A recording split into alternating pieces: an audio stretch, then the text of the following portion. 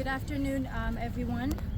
My name is Betel, Sheba Tekeste, and I'm a member of the Ethiopian community and a practitioner of the Ethiopian Orthodox Tewahedo faith. Before I start, again, thank you to Congressman Sherman and Congressman Smith and everybody else, the hosts in defense of Christians, who's made this possible for us to outline some of our concerns and the things that are going on in Ethiopia.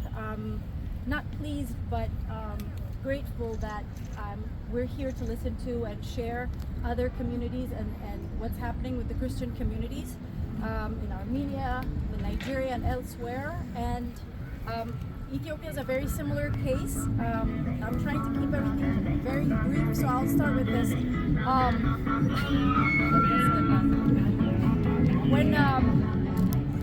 When I spoke to a friend just earlier today saying that I'm going to speak about the persecutions of Orthodox Christians in Ethiopia, my very American friend said, I thought Ethiopia was a Christian country.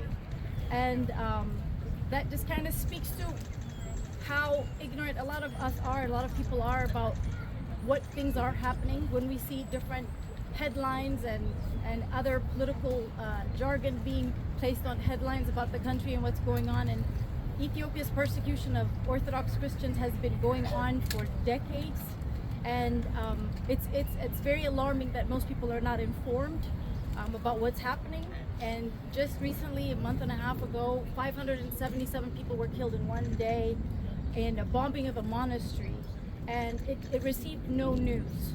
And these are the kind of things that we're continuously seeing on a daily basis with persecution of our brothers and sisters. And the question is, why?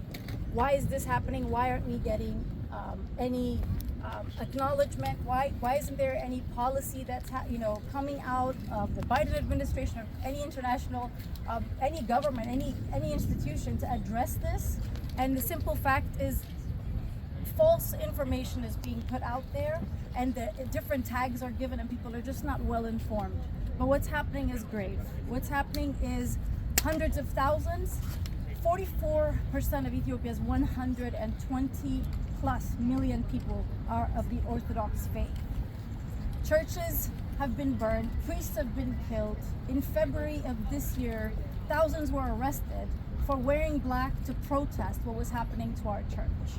We stand outside of the State Department protesting week after week like crazy people, and we don't get enough recognition. It's because people don't understand, and they think it's political, they think it's tribal, and they think it's something that's just not worth mentioning. But what's happening is sincerely grave, and people are dying on a daily basis and misunderstood.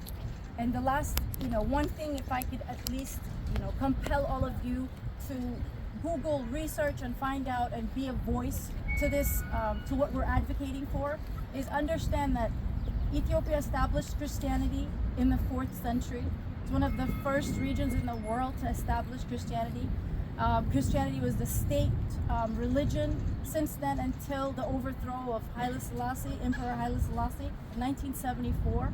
And since then, we've seen the Derg regime, that was a communist regime, a Marxist regime. Since then, we've seen the TPLF, which is another Marxist, Leninist regime, masked by democracy. And now we have the Prosperity Party that's pushing evangelical gospel ideals, however, not doing anything that's evangelical or Christian, and has caused war after war in just the 5 and 6 years that they've been around.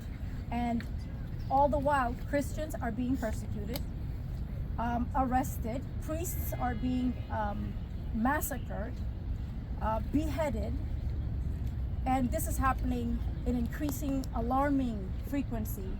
And we need help. We need help from the communities who are concerned of their own, Christian persecution and other religious persecution. We need help with congressmen and policymakers to pay attention and help us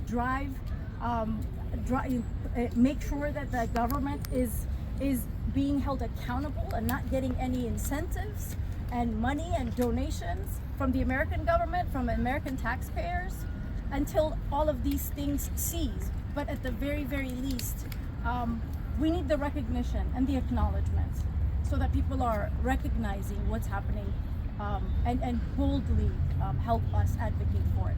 I thank you all sincerely.